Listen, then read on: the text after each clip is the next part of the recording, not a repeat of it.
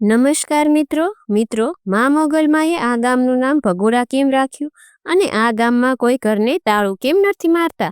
શું છે એની પાછળનું રહસ્ય? તો આવો જાણીએ એની પાછળનો ઇતિહાસ.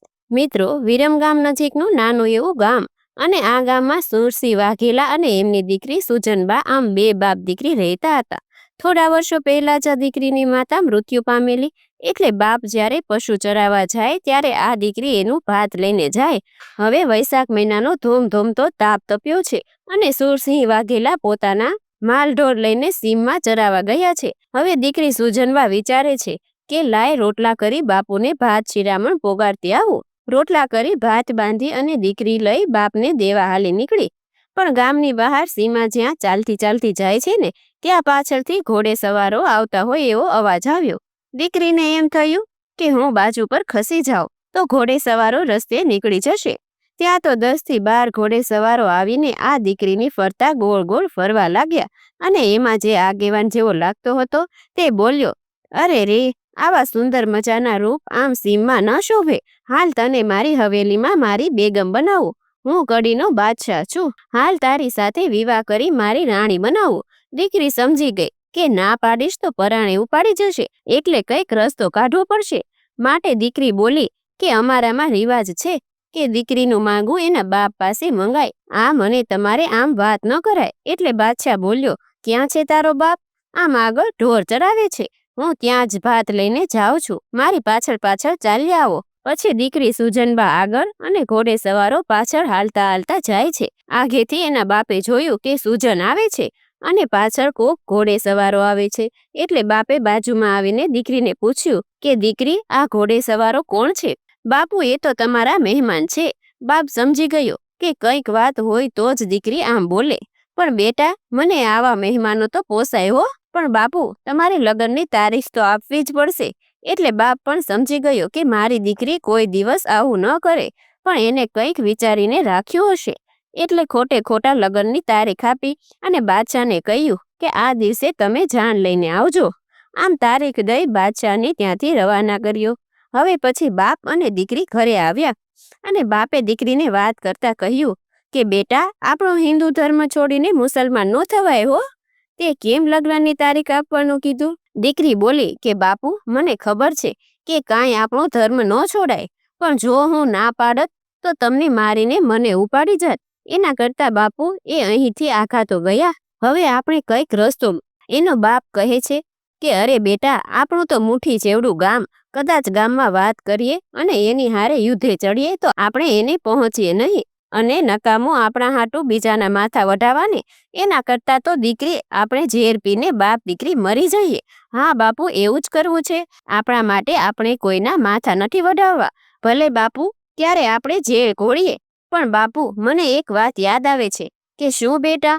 હું જ્યારે નાની હતી ને, ત્યારે મારી માં સવાર સાંજ ધૂપેલિયામાં ધૂપ કરી અને દરિયા સામું મોઢું રાખીને બોલતી કે દરિયા પાર બેઠેલા આઈ જોગણી અમારા પરિવારની રક્ષા કરજે.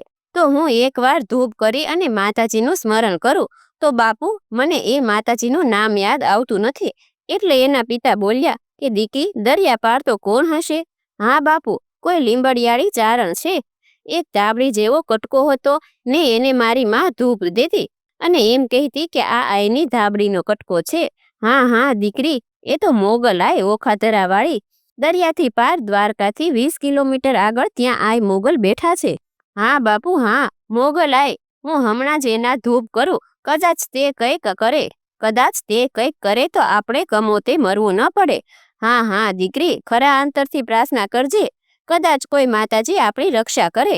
આમ કરી દીકરીએ ધૂપેલિયામાં ધૂપ કર્યો અને દરિયા સામું મોઢું રાખીને સુજનબા કહે છે કે માં આય, સૂતા હોય તો જાગજો અને મારે કમોતે ન મરવું પડે એવું કંઈક કરો મારી માં. મારી આબરૂ રાખજો. જ્યાં આટલો સુજનબા બોલે છે ને, ત્યાં તો સૂતેલા આય મોગલ બેઠા થયા અને હાથમાં ખુલ્લી તલવાર લઈને દરિયા ઉપર દોટ મૂકી. દરિયા ઉપર માં મોગલ હાલી આવે છે અને આવું છું દીકરી સુજા, આવું છું. તારું મોત ન બગાડીશ. આટલું કહેતા માતાજીએ તો દોટ મૂકી અને આ બાજુ સુજનબાને ખબર પડી ગઈ કે પોતાના રૂવાડા બેઠા થઈ ગયા. હાથ ધ્રુજવા લાગ્યા અને ખબર પડી ગઈ કે માતાજીએ મારી અરજી સાંભળી લીધી છે. માં મારી વારે જરૂર આવશે. આ મોગલાએ હાથમાં તલવાર લઈને દરિયા ઉપર થતા કડીના હવેલીના બાદશાહ પોતાના મહેલમાં સૂતા છે ત્યાં ઢોળિયા ઉપર સૂતેલા બાદશાહને એક જ પાટું મારીને માતાજીએ નીચે પહોંચાડી દીધો. પણ બાદશાહે આંખ ઉઘાડીને જોયું ત્યાં તો જગદંબાનું ક્રોધે ભરાયેલું મોઢું જોઈ સમજી ગયો કે આ કોઈ સામાન્ય સ્ત્રી નથી, આ તો કોઈ આદ્યશક્તિ લાગે છે. એટલે પોતે ભાગવા માંડ્યો. આગળ બાદશાહને પાછળ મોગલાએ ડુંગરને પહાડો વીંધતા ગયા, નદીને નાળા ઓળંગતા દોડતા જાય છે. પાછળમાં મોગલ ખુલ્લી તલવાર લઈને દોડતી આવે છે. હવે બાદશાહને બીક લાગી એટલે ભાવનગર જિલ્લાના તળાજા પાસે નાનું એક ગામ હતું. બાદશાહ આ ગામમાં ઘરે ગયો. ગામમાં જઈ એક ઘરમાં પોતે સંતાઈ ગયો અને ગામજનોને કહ્યું કે બધાય ગામની બહાર નીકળી જાઓ અને એકો એક ઘરને તાળા મારી ગયો અને જો કોઈ આવીને કહે કે અહીં બાદશાહ આવ્યો છે તો કોઈને કહેતા નહીં અને જો કીધું ને તો કોઈને જીવતા નહીં રહેવા દો. ગામના બધા થર ધ્રુજવા લાગ્યા. બધા બહાર ઊભા છે અને બધાને ઘરે તાળા મારેલા છે. હવે માતાજી આ મોગલ પહોંચ્યા અને ગામ લોકોને પૂછે છે કે આ બાજુ કોઈ બાદશાહ દોડતો આવ્યો છે, પણ ગામના બધા થર ધ્રુજે છે અને કંઈ જવાબ આપતા નથી. માતાજી સમજી ગયા કે આખાય ગામમાં બધાને ઘેરે તાળા છે એટલે બાદશાહ નક્કી અહીંયા જ છે. પછી માતાજીએ એક જ તલવારને ઝાટકે આખા ગામના તાળા તોડી નાખ્યા અને પછી એક ઘરમાંથી બાદશાહ નીકળ્યો અને એને ખબર પડી ગઈ કે હવે મને જીવતો નહીં રાખે. એટલે તે બાદશાહ મોગલમાના પગમાં પડી ગયો અને કહેવા લાગ્યો, અમ્મી જાન મુझे માફ કરો, અમ્મી જાન મુझे માફ કરો. અમ્મી જાન એટલે માં કહેવાય કે માં શબ્દ જ્યાં મોગલે સાંભળ્યો ને ત્યાં તો તલવાર વાળો હાથ નીચે થઈ ગયો. હટ સાલા નુગરા, તે મને અમ્મી જાન કીધું. માં કીધું એટલે હવે તને મારાથી નહીં મરાય. જા ભાગ, તારા કડીમાં પાછો જતો રે અને આજ પછી કોઈ બેન દીકરીની સામે ઊંચી નજર કરીને જોયું ને તો તને મારી નાખીશ. આટલું કહી પછી કડીનો બાદશાહ પોતાના દરબારમાં ભાગી ગયો અને ગામ લોકોને સામે જોઈને એમાં મોગલ કહેવા લાગ્યા, તમે આ ભાગેડુને સંતાડ્યો. માતાજી બોલ્યા કે આજથી આ ગામનું નામ ભગુડા પાડો અને આજ પછી કોઈ દિવસ આ ઘરમાં તાળા નહીં મારે. ત્યાં ગામ લોકોએ કહ્યું કે માતાજી, પણ અમારી કોઈ કિંમતી વસ્તુઓ કોઈ ચોરી કરી જાય તો? ત્યારે માં મોગલ બોલ્યા, ચોરને જો ભગુડા ગામનો સીમાડો વટવા દઉં તો હું ભગુડાવાળી માં મોગલ ન કહેવાવ.